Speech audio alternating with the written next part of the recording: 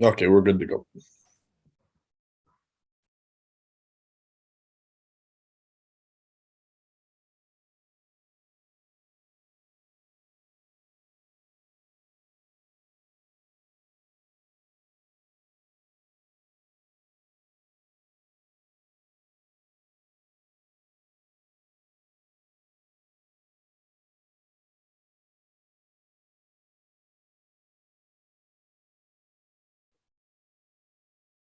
And Adam has disappeared. Yeah, I see that. Okay, we'll give him 1 minute to come back, I guess.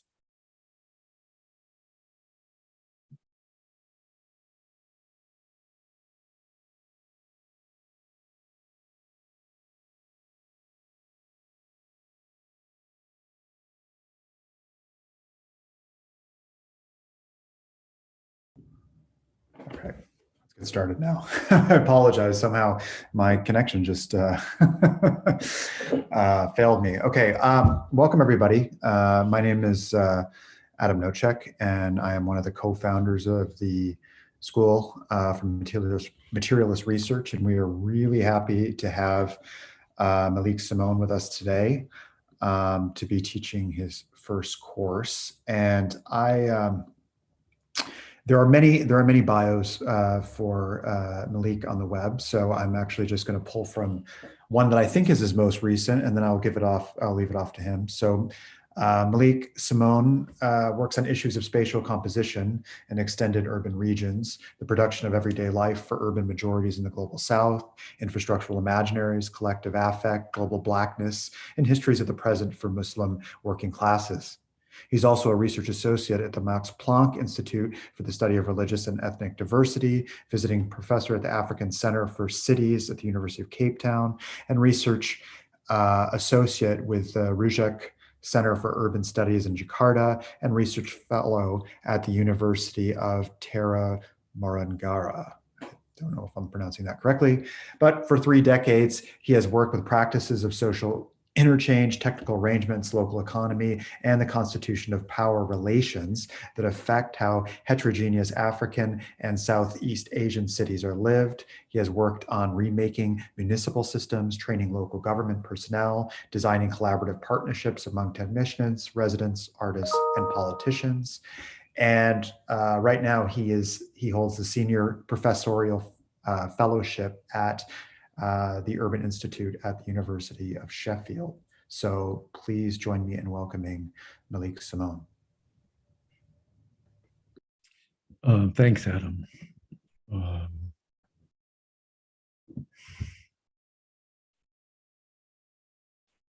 And thank you, everyone, for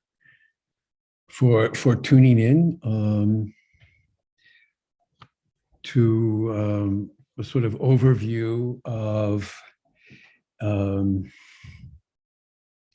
overview of a kind of intersection between what could be called Black urbanism and life at the urban extensions.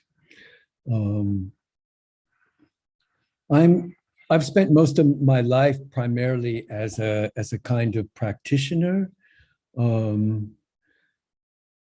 working for a long time, most of my career in various African cities, South and Southeast Asian cities,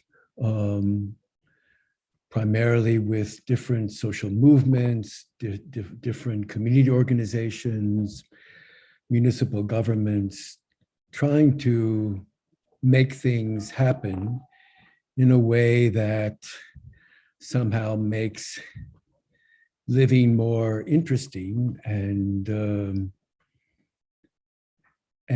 better and fair for those who live in oftentimes very volatile and difficult urban conditions. So it's this kind of work which to a large part informs the kinds of questions that I ask, the kinds of investigations, explorations I try to take on. And so what I want to emphasize then is that when I talk about Black urbanism, what I'm talking about is a way of drawing upon different strands of critical Black thought. And those strands and that thought is most heterogeneous, as a way of trying to invent new conceptualizations, new questions and engagements with urban life and urban processes. So it's not a discipline or a field. It's not like a subset of urban studies, but it doesn't mean that it doesn't mean that it isn't a work that doesn't act generatively and rigorously, and that it's less critique than speculation. And it also doesn't assume that the urban is anything coherent. It doesn't come to it and says, okay, this is the Black view now on the urban. Because in some ways, that's in some sense a little bit of an oxymoron. I mean, there's as if there is a Black view and as if there's an urban as a sort of stable object to have a view on. But the urban is something tangible. It is material. It's not just abstract. And so the kinds of questions and investigations attempt to have real impact, direct real lines of engagement. And so the idea is in some ways, what do these different kinds of strands enable for thinking through the urban, perhaps in different ways? At a moment when the directions of urban research, the conceptualizations of the urban itself are in some ways all over the place, are being contested, where that empirical object itself is something which is much more diffuse, contested. And as I emphasize in this talk, extended. So there's a lot of talk in urbanization today of, building on Lefebvre's concept of extended urbanization, about the notion of extension and extendedness. And this notion of extendedness isn't just a kind of move from the urban outwards. It isn't sort of simply replicating and extending and expanding some kind of specific set of processes and logics and operations. But it is, in some sense, a very material way of extending our very understanding about what the urban is and what the urban does.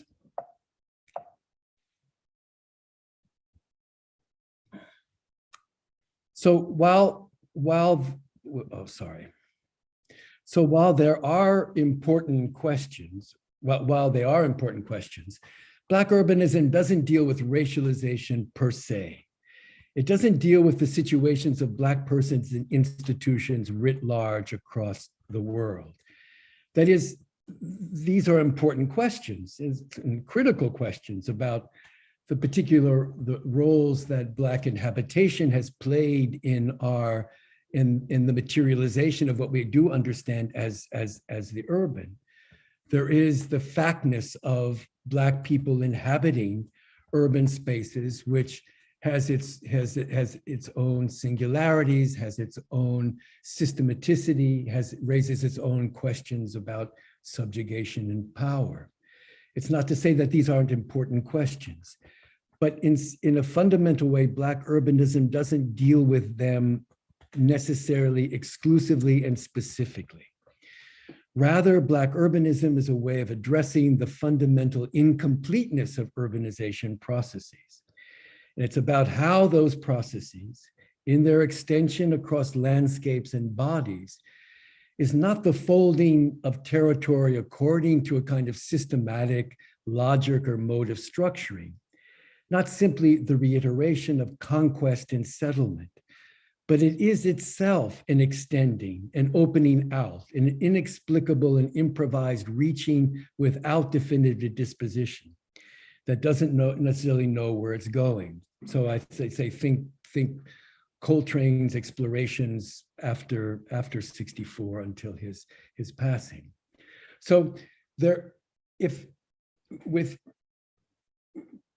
that Black urbanism itself in the fundamental ways embodies a kind of extending, which in some sense is then well suited to think about urbanization at this point in history of a kind of extensionality, which itself is not unanchored, but which is in some sense being manifested and distributed in ways that are oftentimes very improvisatory, speculative, and in some ways disconnected or disarticulated to the kinds of operations that we have long associated with it.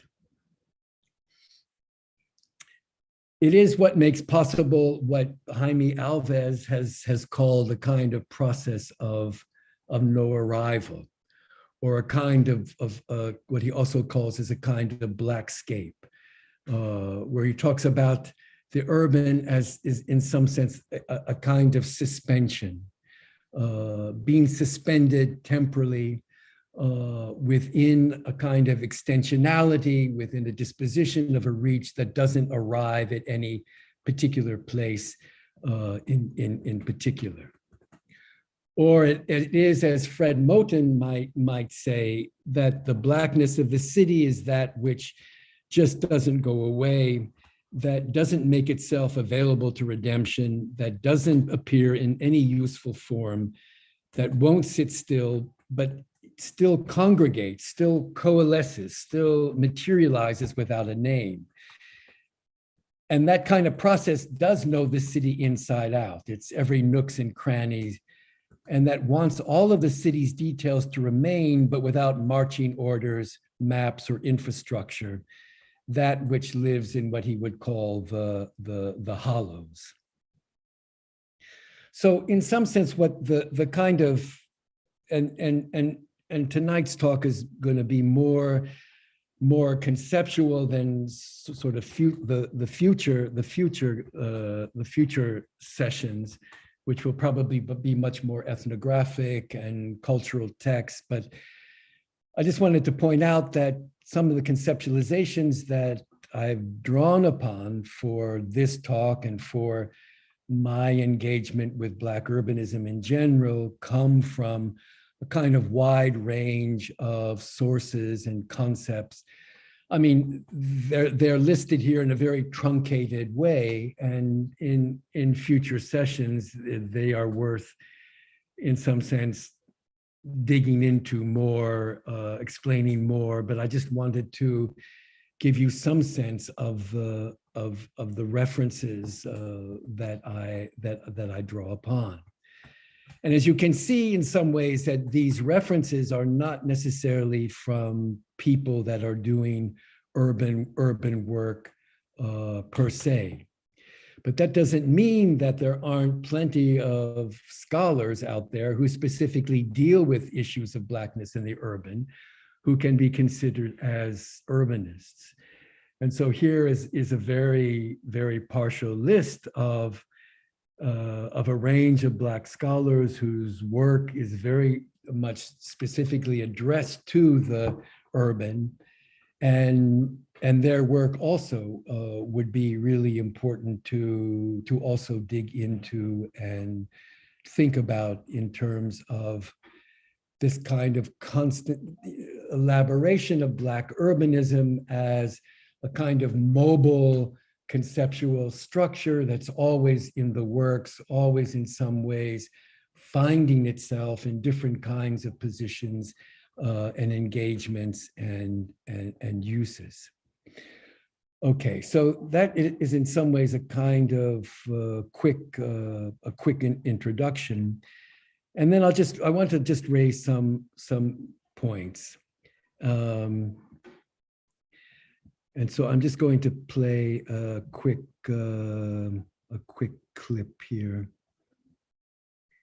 as a kind of aphorism to start some of my thoughts. Because you're mine.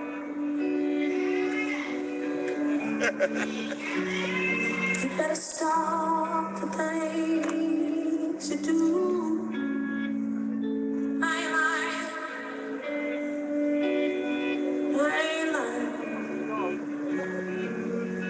you know I can't stand. You're running around. You can't stand it.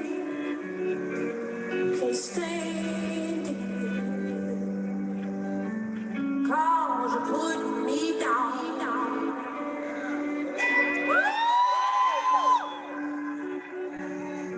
I put a spell on you. Because you're mine.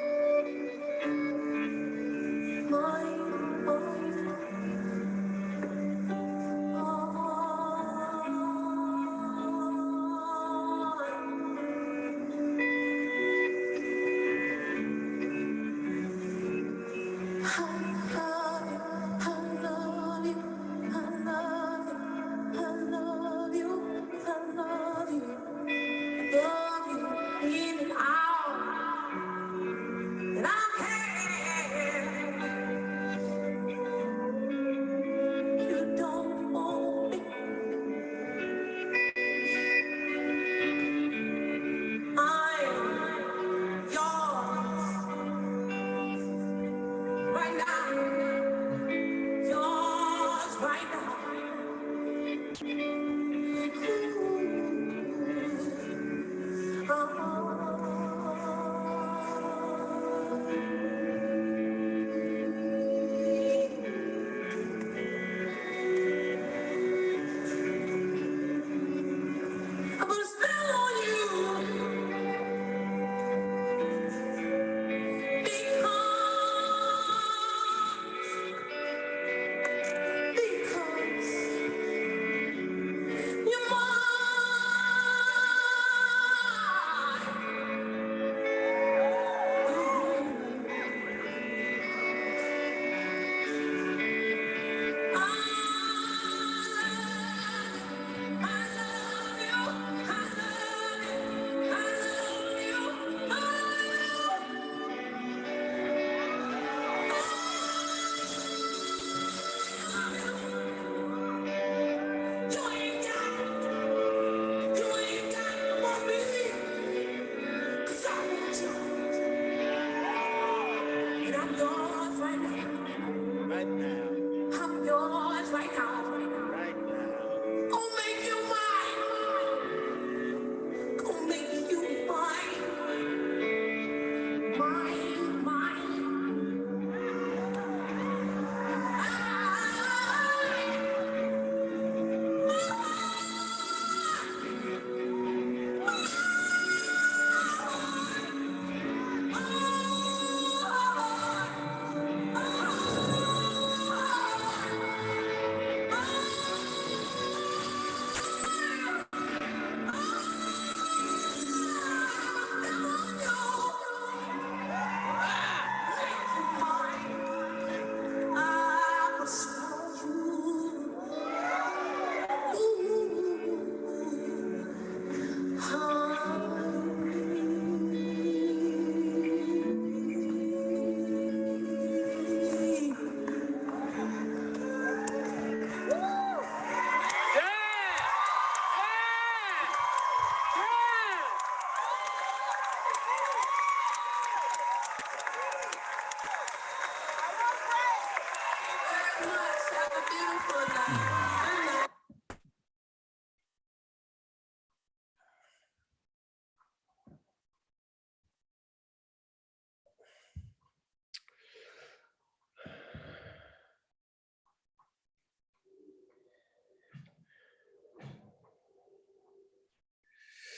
Okay, in what was widely seen as one of the most indelible performances of recent years, Alice Smith, dressed as she might have been to run an errand at a local bodega, emerges in the sweltering summer heat in New York's Damrosch Park on July 27, 2016, to deliver Screaming Jay Hawkins' classic, I Put a Spell on You. Delivered not so much as a sermon, a scream, or sorcery, but as proton accelerator, scattering the accumulated, disconnected, and discordant strands of Black life in all directions. Stalwart, plaintive, lurid, fiery, mocking, adamant, intransigent, all not conceding 1 inch to any other effective tone, Smith seemingly mobilizes the entire archive of Black women's gestures, tics, gazes, and haptics to extend across the universe of suffering, longing, and determination. It is not her that is being extended, but rather that very archive etched from the experience of centuries living in America. As is evident, the minimal lyrics don't say all that much about anything. At most, they embody the recourse to bewitching as both the insufficiencies and plenitude of Black everyday agency and the destabilizing of the amorous bond by the others running around. And given the enforced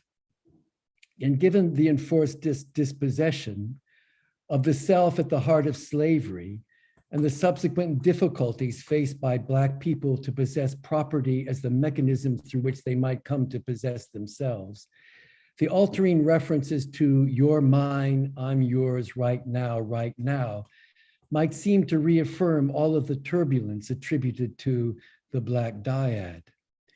But in Smith's hands, hair tied back, whatever traces of makeup applied, now smeared, and seemingly channeling every Black woman scorned, these spare lyrics and the piercing voice engender a space beyond coupling, conveying the simultaneous empathy and brutality of a Black self that extends itself into and across the earth in arrangements that may lack any discernible institutional, molecular, or even virtual form, but which constitute a gathering up of concerted action whose dispositions may never be known.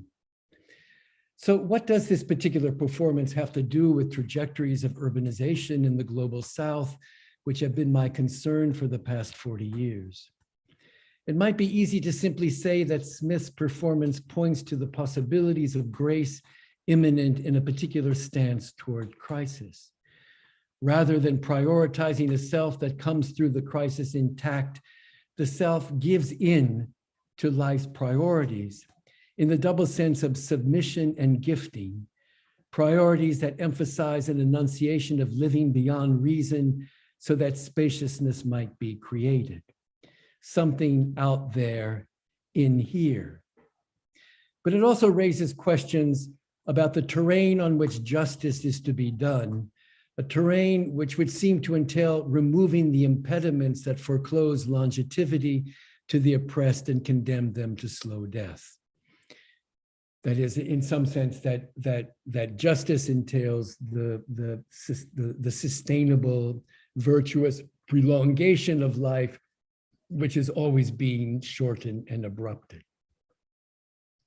But the question Fred Moten raises is not so much whether that justice is indeed done through such an orientation, but rather that justice itself might be inapplicable to apprehending the ways in which the eruption of such normative trajectories, the tumultuous spilling out of life in wayward, inexplicable ways, is both the product of subjugation and of life's priority. And that it is sometimes impossible to navigate this distinction. And thus Moten asks, what does life have to give up in order to escape loss, seizure? So what Smith does in Damrosch Park is to profess that she will give up nothing, for there is nothing strictly of hers to give up, that whatever she is can be found only in what might have been given up, and that she gives herself up entirely, but will remain entirely what she is. So this intricate weave of seeming contradictions and affective intensities of giving out is posited then as the underlying impetus of what then I call the urban extensions. So on the one hand, the extensions represent something that is always in upheaval, unsettling, the foregrounding of a surfeit of artifice, something unnatural and disruptive of whatever appears organic, where consensus is foreclosed and whatever coordination ensues is premised more on strange alliances.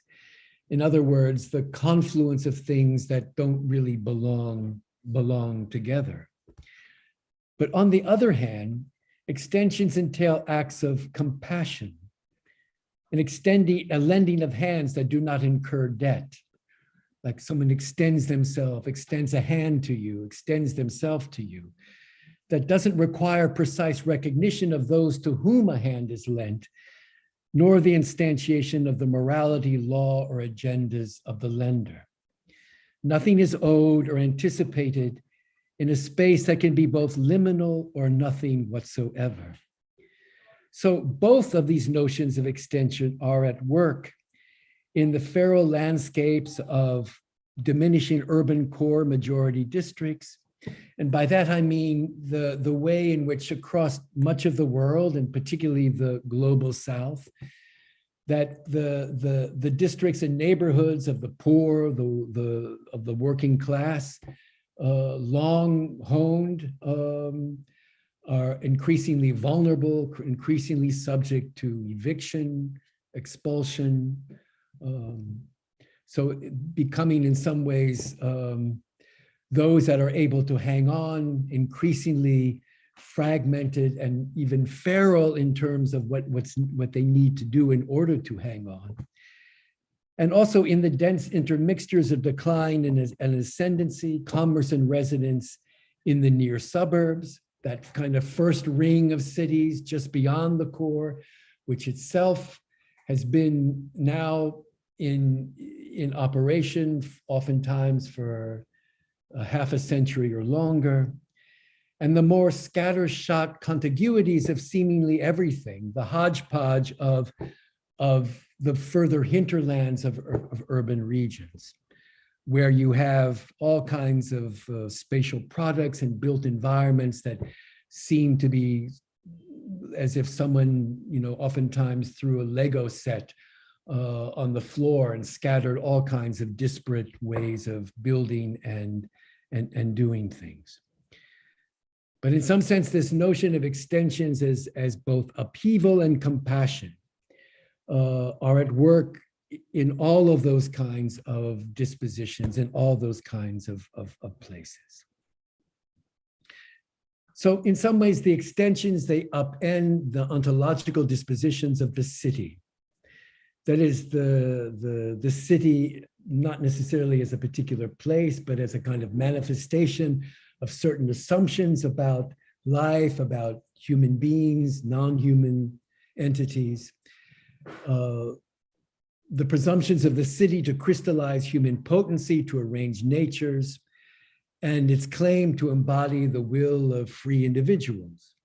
So the city always is this kind of locus of individuated freedom, which is at the heart of its sort of ontological core. Additionally, the city, or the predominant readings of it, have usually been excessively preoccupied with settlement.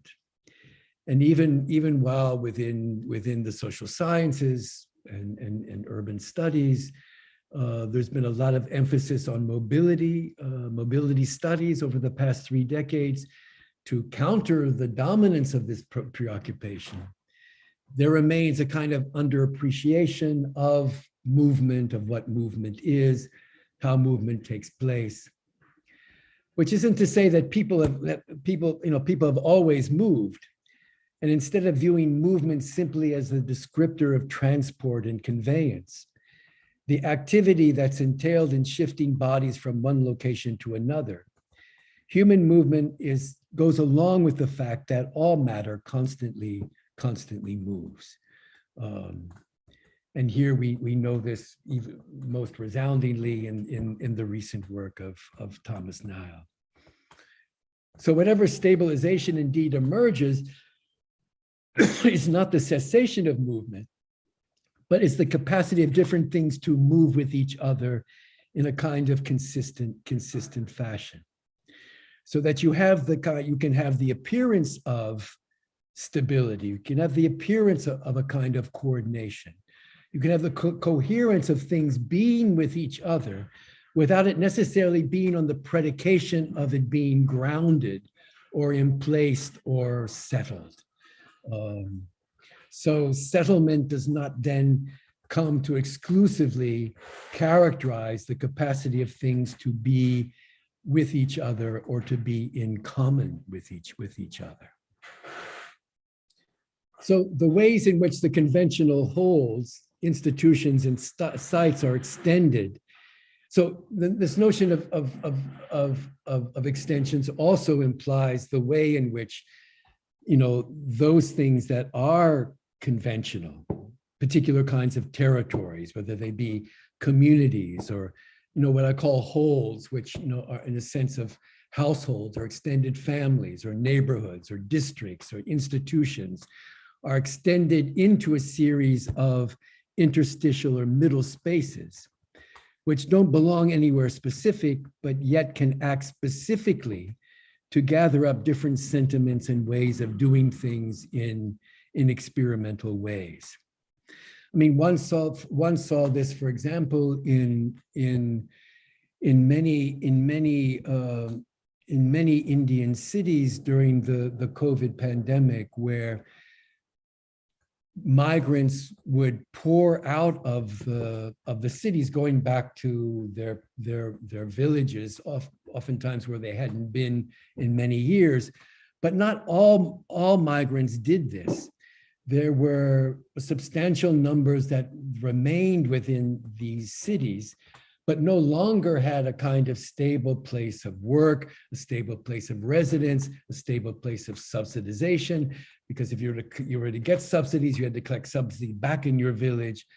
But what happened is that the places from which they were settled within the city they extended into new kinds of arrangements that in some ways were discovered almost accidentally. So the way in which workers would take over particular kinds of spaces and turn them into places of domesticity, places of residence, the ways in which new kinds of work opportunities were developed in places that were not factories, were not stores. So in some ways that there is this kind of extension that also takes place from something that is settled, that is rooted, that is discernible, that is institutionalized. You can talk about extensions such as improvised quasi-public spaces that are extended from a particular building or property, extensions such as the speculative practices of those who gather to think through short-term projects or interventions, extensions as spaces that spill over from officially designated zones and functions, or extensions as continuously elusive, shifting, hit and run operations, or as the consolidation of neighborhoods of support through social media tools amongst persons related in sometimes widely divergent experiences. So there's, in some sense, these are perhaps more classical sociological forms of extension, but which are also in some ways taking place regardless of the particular characteristic of the district or territory. And then in a fundamental way, the extensions also take place at the level of the body and circulation. Bodies that find the effort to stabilize through consolidating place, acquiring assets, maximizing consumption, that offer an increasingly limited horizon. That is, particularly in some of the cities that I've been working in, you see a big shift from residents prioritizing consolidating somewhere in place, to have that house, and to develop that particular piece of property, and to put one's savings and energy and labor into trying to define a kind of stable place within the city. And increasingly, bodies are that this kind of way of doing things offers an increasingly limited horizon. There's too much work, too much indebtedness, and too much compliance with particular kinds of rules or either rules or expectations or official or unofficial norms. And what happens is that they then increasingly distribute their social life and their livelihood across multiple locations and opportunities. So even within the same family structure, you might have a brother who is in some sense assigned to explore this particular part of the urban region, and others will go here, and oftentimes in very provisional ways as a kind of process of trying to discover new opportunities. So it's what I call the itineraries over emplacement. As the urban becomes as the constant recalibration of movement, constantly recalibrated by movement, and even when people are stuck in place in particular built environments adamantly hold on. One has to also think about movement, not simply as a sense of physical movement across space, but movement is a particular kind of circulation that can take place even within quite constricted territories, as people move through different kinds of relationships that are in place next to each other, or move through familiar kinds of ties and ways of doing things in different kinds of ways, to elicit different kinds of responses, to elicit different kinds of agendas and scenarios and ideas and ways of doing things. So even endurance becomes less a function of cemented ties of people to place, but a continuous repositioning of place, repositioning of a tea stall or a restaurant or a small factory to a shifting realignment of often broken details. That is, in some ways, the sense of movement also, and as I said earlier about one particular connotation of extensionality, is it is a kind of upheaval, so unsettling. So it's an unsettling of frameworks. It's an unsettling of conventional or familiar relationalities.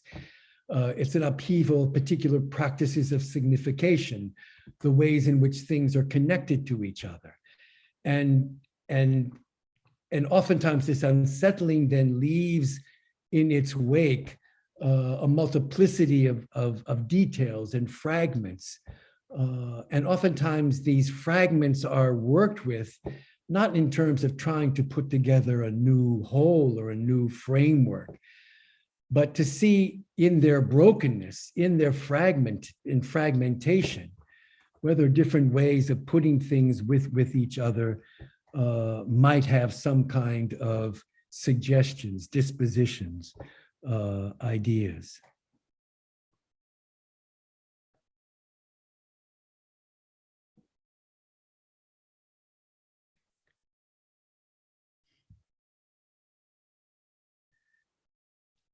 So extensions in some sense then are things of intense artificiality. It's not the model of organic communities.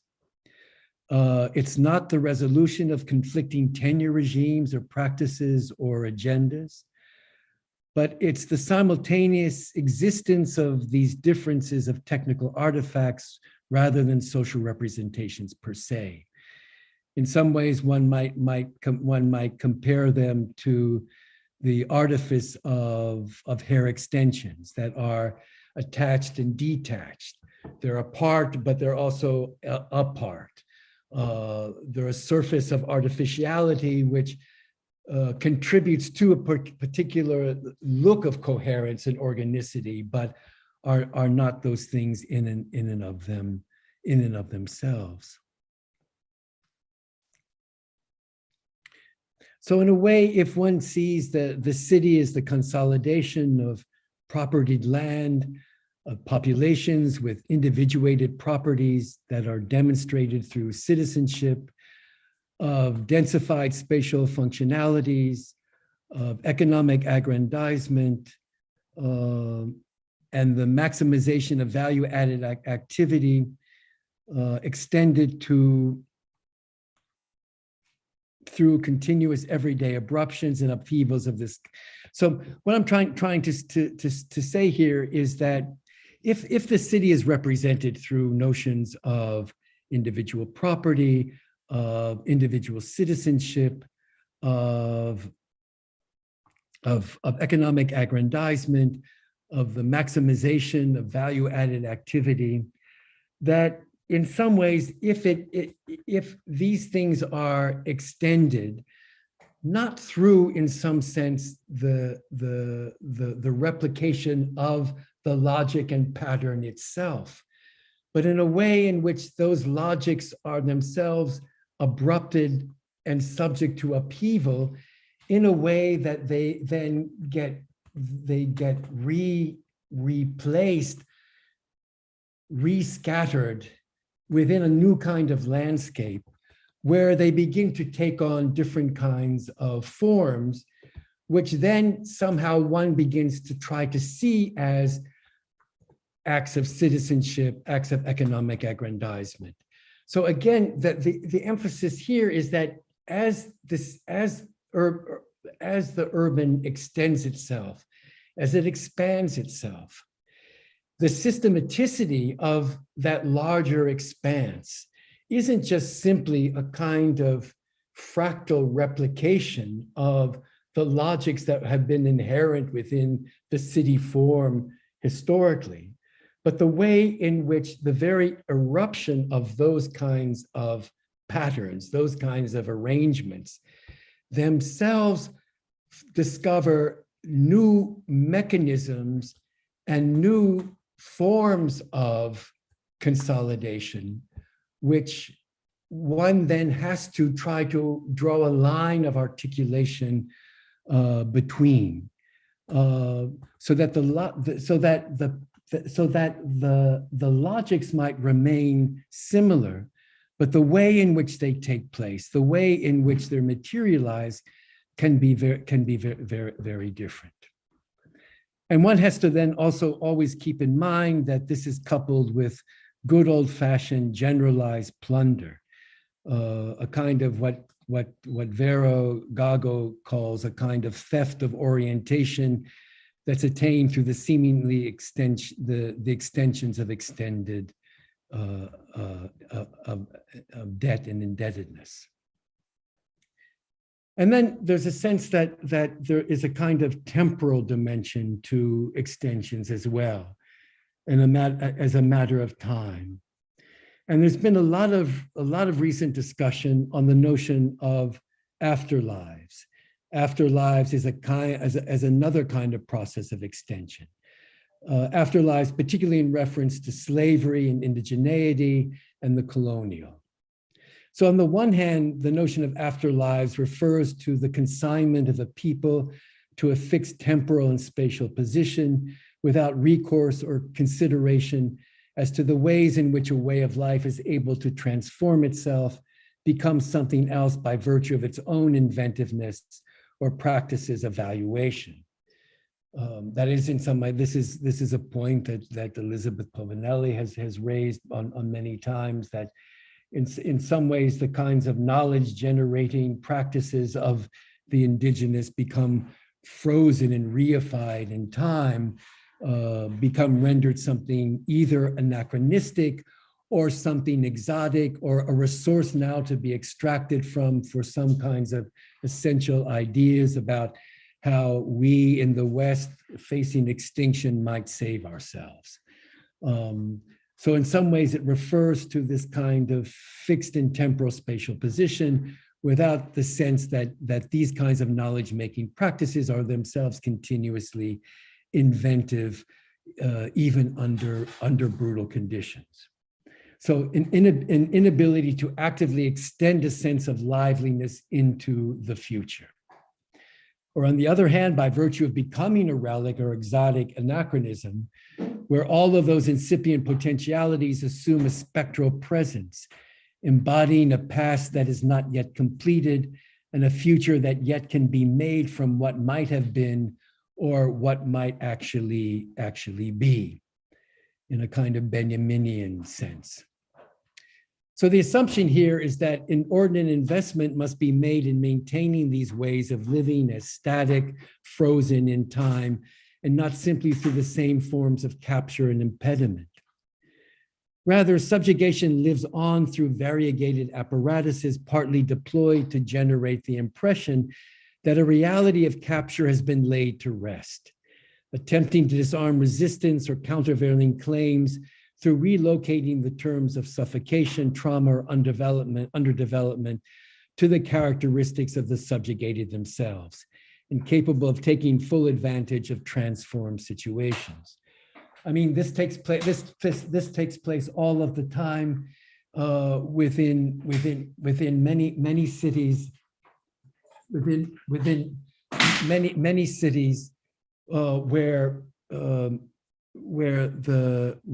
the poor are always being blamed for their inability to take advantage of the resources of urbanization, that they are responsible for deleterious environmental conditions by the way in which they attempt to live in the city. So again, a kind of extension of the familiar notion of blaming the victim. So thus, Afterlives can refer to a terrain of spectral war, or at least contestation, that extends the terms of politics to processes that are both an integral part of discernible struggles over rights, autonomy, and breadth, and apart from the terms of antagonism, a more ephemeral terrain of complicities, dissimulations, and forces, which, while difficult to grasp or consciously mobilize, continue to unsettle the predominant arrangements, subjecting them to spaces of incessant speculation, rumor, gossip, and questioning. That is, in some sense, where a lot of what takes place within sort of urban living are ways in which there is a kind of contestation and antagonism over impressions, over speculations as to what others are doing, what they're up to, the kinds of more tacit, invisible, opaque ways in which people attempt to try to win spaces of maneuver, the ways in which complicities amongst those that are supposedly to be apart, that are supposed to not have anything really to do with each other, take place under the radar.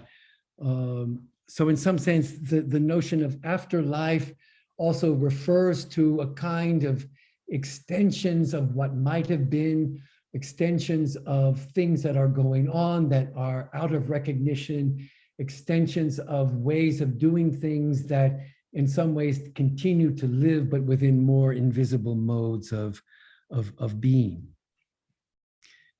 Because in some ways, performances of what are important to certain people, the performances of things that are important and memories of value, have to often be aware of the untoward implications of reiterating that which has been construed by others as threatening or ungodly. So how to keep alive that which may be construed as threatening, especially those who rule and who dominate. That is, how to keep alive the important kinds of epistemologies, the important kinds of ways of doing things, the maneuvers, the kinds of relationships amongst people, which are always going to be construed as dangers or threats or inhuman on the part of others, so that these performances must be attuned to a politics of visibility where participants shift those capacities in ways that oftentimes appear to be distorted or pathological, where they hide behind dysfunction, where the performers expose themselves to the very inaccurate, even debilitating judgments invoked to disqualify them from being taken seriously. Because if you're not being taken seriously, if I look upon you and I say, oh, this is stupid or irrelevant or doesn't make sense, I don't tend to look any further. I tend to say, okay, I'm not going to look anymore and walk away. It's not worth paying attention to. So the invitation of that very kind of position oftentimes is a kind of strategic maneuver behind which the endurance of particular valued ways of doing things might survive. And this is done in the interest of attempting to secure the endurance of collective memory and capacity, where dispossession is engaged tactically as a means of living on. But in the end, what's more important than these dissimulations is the distribution of responsibility, the ways in which these burdens are shared, the ways in which a people spread out to cover the angles, to act as lookouts at all those interfaces where apparatuses of capture attempt to suture a conceit of seamlessness, all those places which constitute a kind of interwoven infrastructure and assault of police and priests and social workers and politicians and pedagogues. So here, Afterlife is in some ways an extended space, a space beyond the proletarianization of life, beyond poverty, beyond the aspiration to cohere as a free subject, and instead emphasizes the extensions of self and collectives across the body that is beyond race, ethnicity, or any of the other social categorizations that might be applied. So this is a life in between the questions that can be asked of it. That is, it raises questions, but questions in some ways that always, in some ways themselves, extend outwards into the inexplicable. That is, does what appear to be manifestations of normality, are they really that? Or does it conceal some untoward acts of pretense or a masking of evil? Does what appear to be manifestations of dysfunctionality, are they really that? Or is it competence and well-being masking itself as protection against really becoming the image it exudes? Does what appear to be manifestations of extraordinary imagination or collective presence really beyond comprehension, or can it be subject to an accountable genealogy? Or simply the extraordinary effects of essentially everyday action and events, an unanticipated manifestation of something which is at the end of the day quite ordinary. So in some ways, these are questions that continuously get raised, which in some ways doesn't mean that that people don't provide an answer for them, but it is an answer which is in some ways insufficient. So in some ways, part of the notion of afterlife itself is continuously generating questions for which answers are going to be continuously insufficient and perhaps inexplicable. So in this oscillating indeterminacy about what is human or not, of the possibilities of dissimulation that have become an essential aspect of being human, and the fungibility of others, now you see it, now you don't, the politics of attribution and sensing which underlie the very concrete applications of coloniality are subject to a mode of existence which appear perpetually incomplete, hollowed out from the inside, always unsure of its effects and its efficacy. And in some ways, the very famous passage of Glissant, of the open sea from the Poetics of Relation, is in another way of saying this.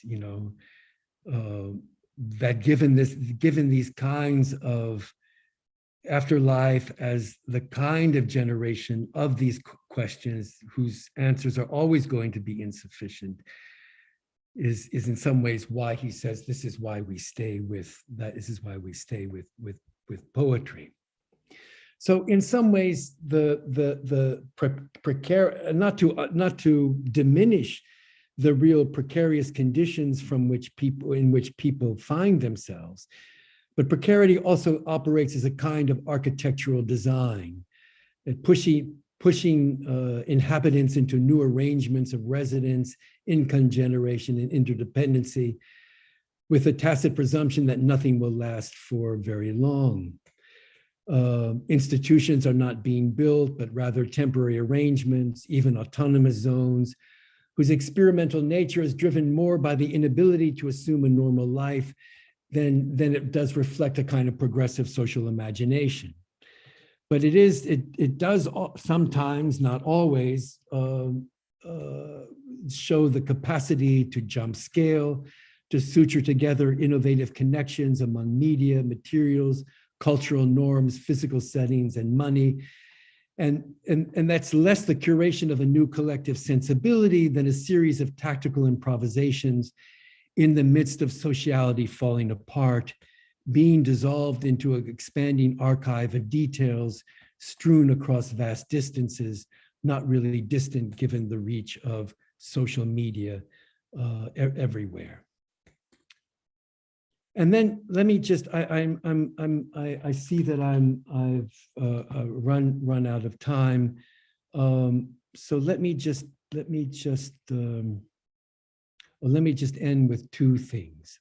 So then if in some ways that urban life at the extensions is in some ways a kind of experience and a kind of enactment, increasingly and intensely, without a kind of univocal, effective, mobilizing social coherence,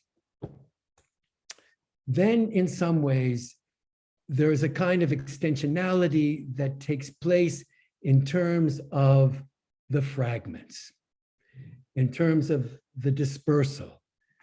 And I call this sort of the notion of locality as specificity. And here extensions take still yet another form, where something takes place that in some sense refuses translation, that actively refuses being tied into critique or relationality. And this specificity is not about unknowability or even singularity, but rather a gesture of consideration and attending to space where things might have something to say simply as an arrangement of different things in their inseparability. In other words, by their capacity at the moment to offer something unfamiliar to each other simply at that moment of gathering. Specificity might also entail the composition of a locality where the constituent parts are well known, but the intersections are always shifting and realigning in ways that circumvent stabilization of measure or apportionment.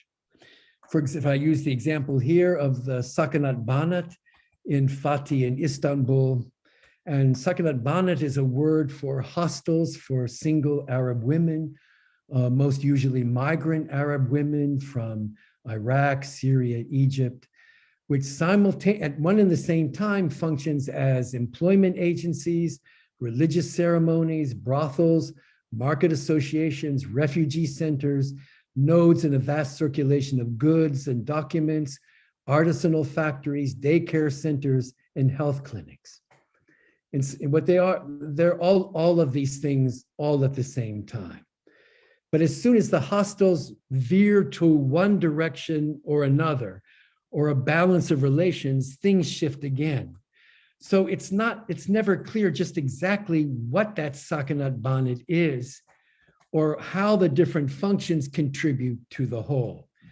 It's like impossible to say. It's like 50% a religious ceremony and 15% a market, or tomorrow it in some sense refuses proportion, it refuses translation, it refuses to be folded into a kind of systematic mode of evaluation.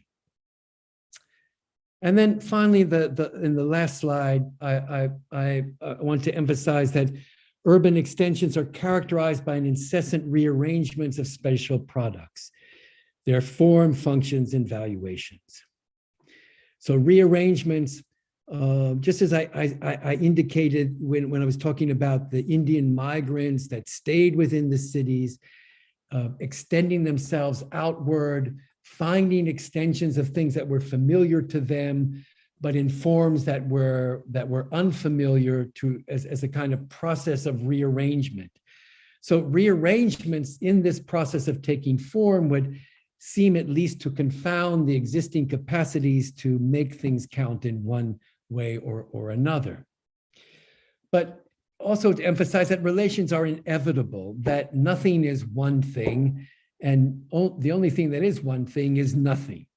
So things are always to be added and subtracted, multiplied, as everything is more or less something else. But is this oscillating, sliding, rearranging necessarily tied to specific values? Does this shift always have to be proportioned? Does it always have to be weighted? Does it always have to be quantified? Especially as the continuous running of algorithmic relations eventually exceeds anything that can be defined. So how to detach from the hold of weighted numbers, how to detach from the weight of specific forms of translation and valuation. This is in some ways at the heart of life at the extensions. And then, so Denise Ferreira da Silva talks about this as differences without separability.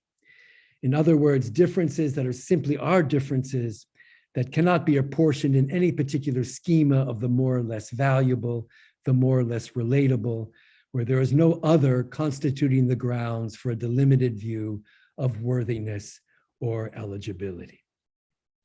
So these are some of the kinds of conceptual riffs around this notion of extensions, riffs that have been substantially informed by, as I said, various strands of critical Black thought. In future sessions, I will try to break some of these conceptualizations down more concretely, and we'll take a look at some films, and we'll do some short reading, and we'll have more discussion about it. But I just wanted to lay out in some ways what it is that I'm aiming for, what things I'm not aiming for, and I hope you found some of this of some kind of interest. So thanks very much. Thanks so much, Malik. That was amazing. We have some time for discussion and questions. Does anybody want to pose a question or, yeah, Jorge. Hello, can you hear me? Hello, can you hear me? Yeah, great. Great. Thank you very much, Professor, for the talk. Actually, I'm just gonna jump straight into the question, which has, I would say, two dimensions. But the most important thing to me right now is the ethnographic dimension. My name is Jorge Campos, and I'm an anthropologist, social anthropologist, working right now in questions of property relations at the Somalilander port of Berbera, which is where I am right now, actually trying to conduct some preliminary fieldwork. So the talk is really guiding my attention of all the things that I've seen in the old city, abandoned houses that have been repurposed as tea shops, and so on and so forth.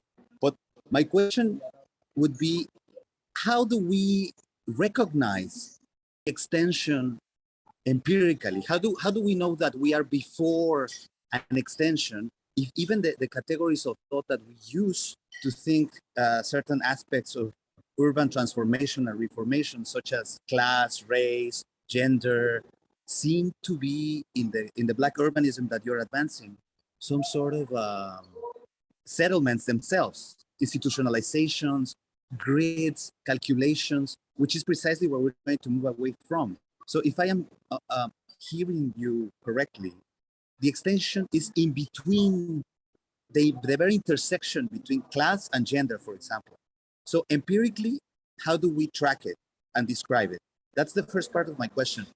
And then the second part is basically just a rephrasing of this first part, because it seems to me that there is a sort of a running tension in the proposal of Black urbanism that you're advancing, which is the tension between a certain kind of nomadic modality of inhabiting that we need to, for the force of our own ways of producing knowledge, that we need to pin down. So it's almost as if we're trying to tarring with the nomadic as much as we can, which creates a tension in a kind of a Hegelian delusionism, or as someone like anthropologist William Mazzarella would say, like a dialectical vitalism. So it's very difficult to have it both ways, to see the process of unfolding and yet tarry with the nomadic, with the movement, with the vitality. So do you think that there are ways of commensurability that, rather than establishing ratios between things, also create analogies? I mean, I'm trying to suggest ways in which we can, again, describe this tension that you are, that it seems to me that runs through the talk. So yeah, it's the same question, just presented ethnographically and then at a more philosophical level. Thank you.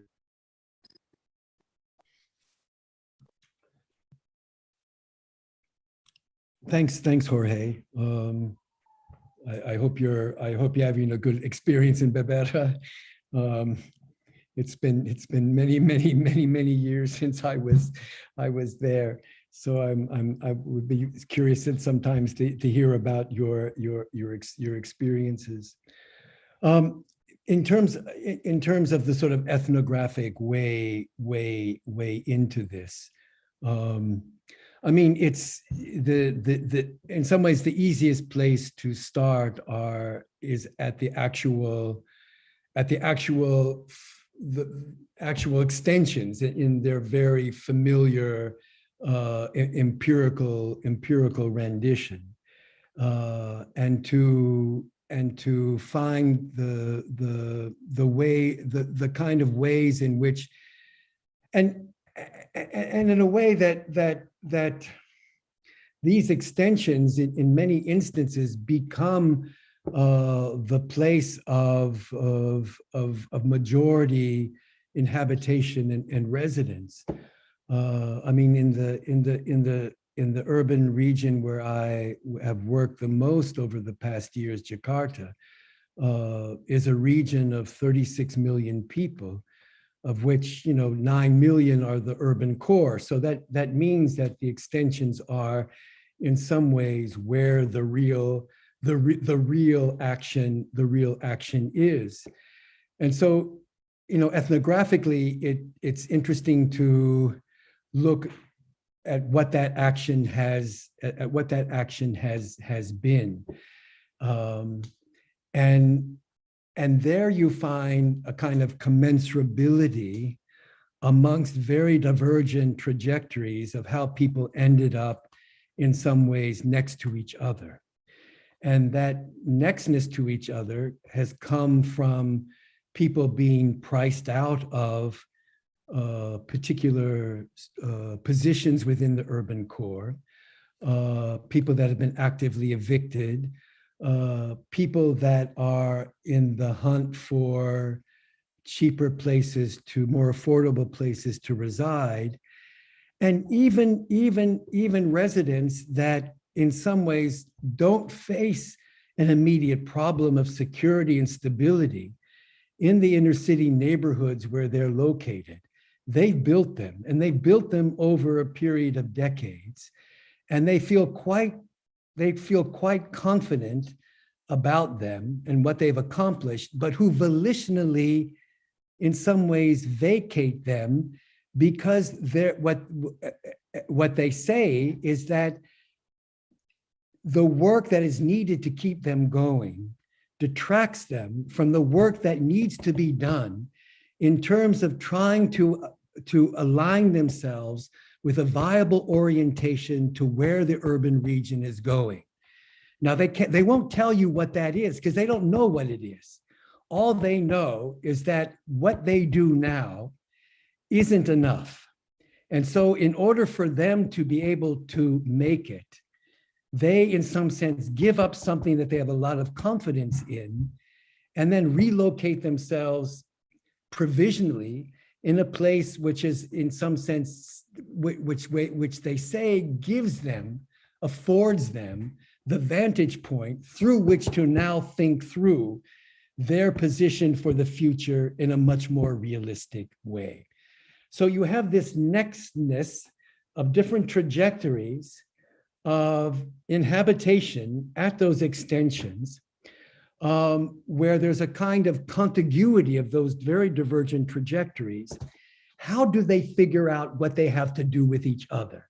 How do they begin to, in some ways, build some kind of sense of connection with each other when, in some ways, the economic underpinning and the forms of governance, official governance of those extensions are still rather amorphous and all over the place, where there's a great deal of, speculative activity, where people say, I'm going to get this land and I'm going to get it now, because if I don't get it now, tomorrow it'll be gone. So even though I may go into debt and maybe I have a project in mind that won't work, I got to do it, because if not, things are going to pass me by. So, but with the attitude that eventually something sufficient, something viable will take place.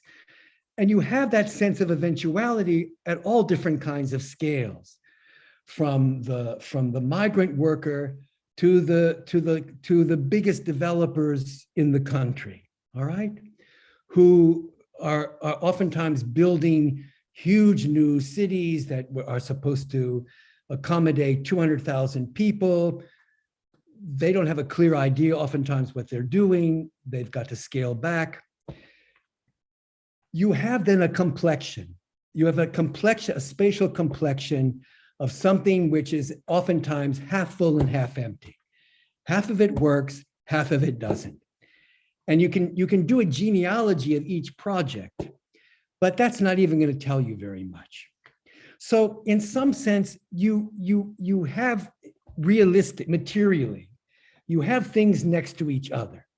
You have different kinds of projects, different kinds of built environments, different kinds of residents, different kinds of ways of doing things, where oftentimes the framework of governance is one local authority attempts to pass the buck on to someone else. One local authority says, oh no, this transportation is not our responsibility, it's the responsibility of the regional. The regional says, no, there's no such thing. You have to take. So there are all these concrete interstices even in terms of official governance.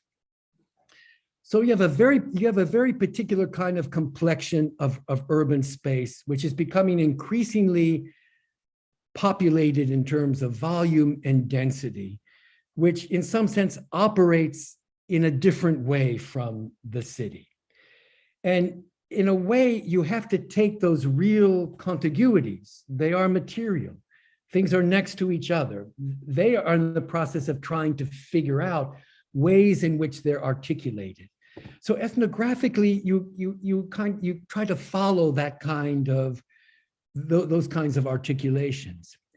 And oftentimes what takes place is that you have these vast strata of what other people might have called the subaltern, which are the ones who oftentimes do the real work of connections. But connections that aren't able to stabilize or institutionalize themselves. They don't have the resources or power to do that. So both ethnographically and philosophically, you do have these kinds of commensurabilities, but how are they being composed? Are they being composed analogically? Are they being composed through a different kind of process of signification? That's the question that I'm trying, in some ways, trying to raise. I'm not trying to say that in some ways a nomadic modality is now the predominant thing of urban life. I'm not saying that. But rather to say that in the multidimensional notion of extensions, you have both this kind of continuous eruption and upheaval and unsettling process, which does not find itself easily reframed, but yet, as I said before, relations take place. So in what ways do they take place? And oftentimes without a kind of framework that is able to proportion out in terms of value or contribution or variables or variance or correlation, what informs those kinds of connections. I hope at least try to, yeah. But all the best in your work. You know, I would love to be have a cup of tea with you afterward. You're welcome anytime over here. Yeah, that was a fantastic answer. Thank you so much. This is really helpful. I appreciate it. We have one question in the chat, Malik. I don't know if you can read it.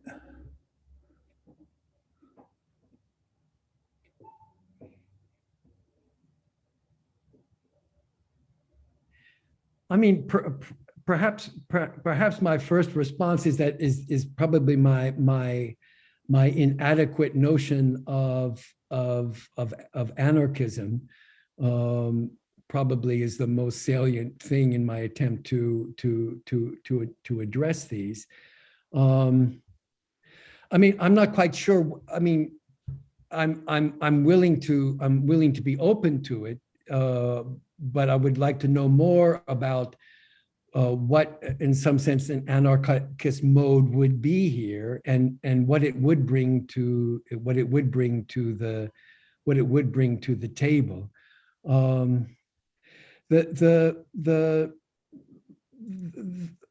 In terms of radical possibilities, what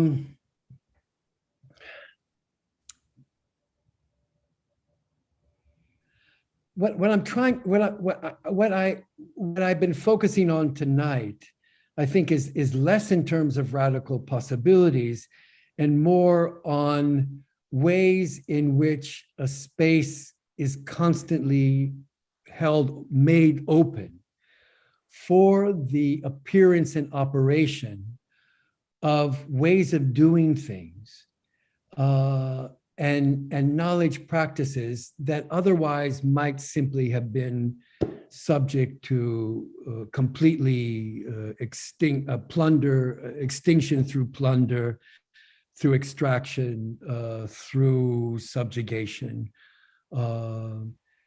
and which don't fall within the ambit of resistance, but rather a more everyday life sustenance of spaces of maneuverability that in some ways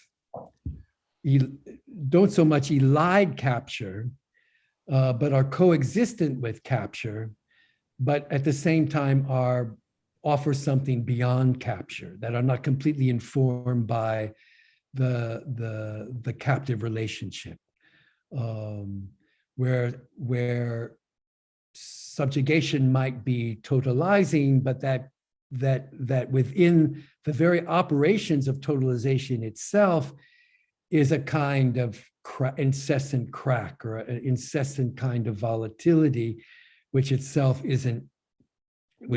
can't be always made stable in the form in which it wants to deploy itself. So I know this is not really answering the question, but I mean, I think in terms of urban work, it would be very interesting to draw upon particular anarchist threads within anarchism. I mean, I know that my grandmother in her early life was an urban anarchist, and it was something that was really important for her in early 20th century Chicago. But beyond that, I think I have to leave it at that.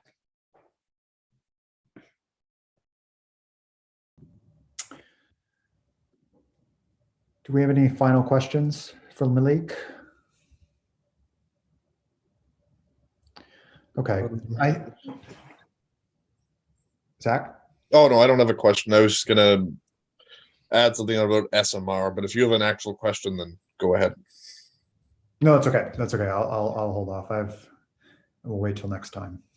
Okay. Yeah. Sorry if I'm interrupting. I just wanted to say a little bit about SMR as this first open seminar is coming to a close, because there's a whole series of free open seminars happening over the end of this month and then throughout September as well. And there will also be, if you like Professor Simone's seminar, he'll be teaching a full course also through SMR, which you could, if you go to the School of Materialist Research.org website, you can find out all of the information about. So I just sort of wanted to add that before things got to a close. Yeah. Wonderful. Okay, thanks, Zach. Yeah. Well, thanks everybody for joining us. And thank you, everyone. Yeah, Malik, that was a great lecture. Very, amazing overview and great discussion. So thanks everybody. See you next time.